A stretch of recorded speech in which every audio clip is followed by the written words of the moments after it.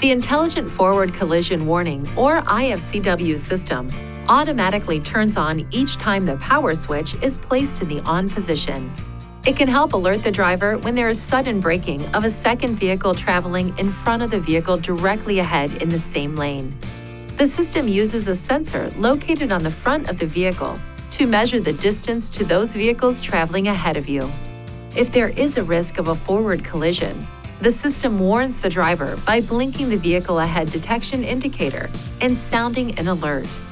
The system operates at speeds above approximately 3 miles per hour. To enable or disable the system, use these controls to select settings: Driver Assistance, Emergency Assist, then Emergency Braking to toggle the system on or off. Turning the system off will also disable the automatic emergency braking with pedestrian detection system. This warning light will illuminate. To ensure proper function of the system, keep these areas clean and free of obstruction. If any of these areas are blocked, this indicator and/or this warning message may be displayed.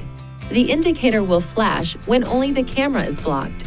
When safely parked, clear any obstructions to resume normal system operation.